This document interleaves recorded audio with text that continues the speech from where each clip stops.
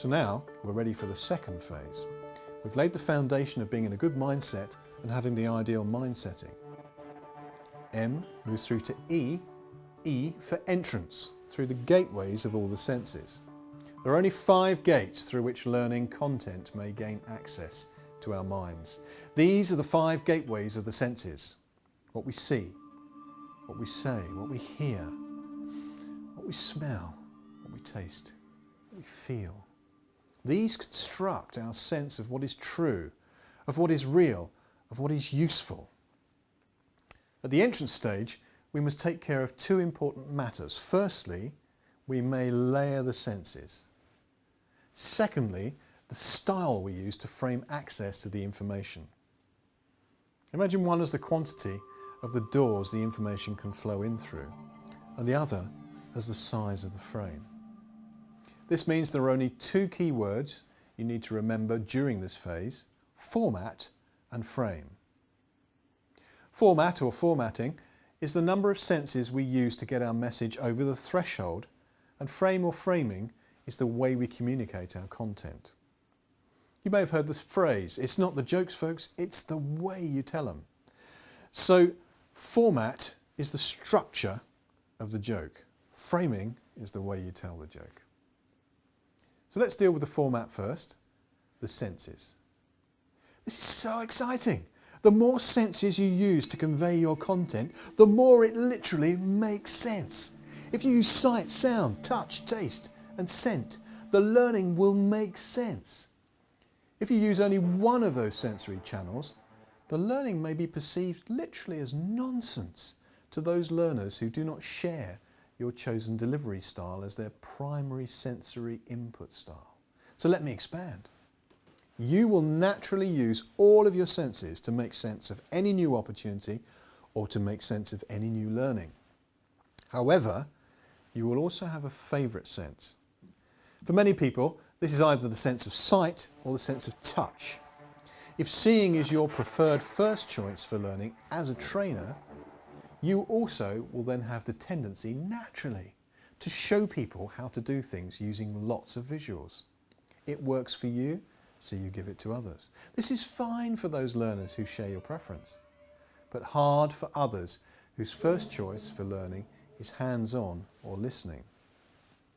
This means that the more ways you teach, the more learners you will reach. We must deliberately choose to think about how we can convey content visually, sonically, and ideally physically. Layering is the key word for formatting your learning content. How can you make it visually rich? How can you enhance the sound content? Can you get them to do something, to have a truly hands-on experience? Whilst it's rarely possible to add the senses of scent and taste, we can easily build learning that includes sight, sound and touch. This has been so well known for many thousands of years that it's found expression in a really good ancient Chinese proverb that says, I hear, I forget. I see, I remember. I do, I understand. Socially and technologically, this is so important that it caused the song lyric, "Video killed the radio star," to resonate with many of us. It's also why graphical user interfaces such as Windows have had a far more positive impact than using lines of text or lines of code. So pause, reflect, and ask yourself, what can I show them? What sound bites can I use to make my point? What can I ask them to do? For inspiration, think of adverts that provoke you to action. Well, that's the format. What about the frame? For the purpose of training, design and delivery, we need to recognise that some learners are extroverted and some are more introverted. This means that some need to obtain information in an environment where they can discuss and talk freely, and others learn best where the opportunity to reflect quietly works for them.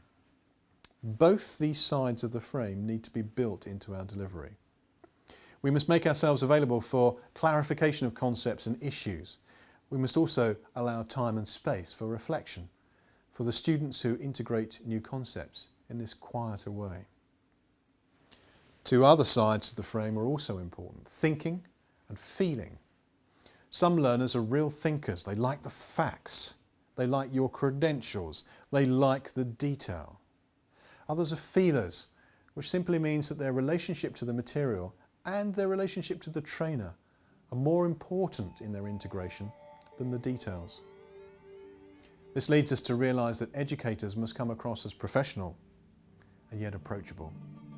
We must build both the relationship with the learners and also credibility by going into sufficient depth.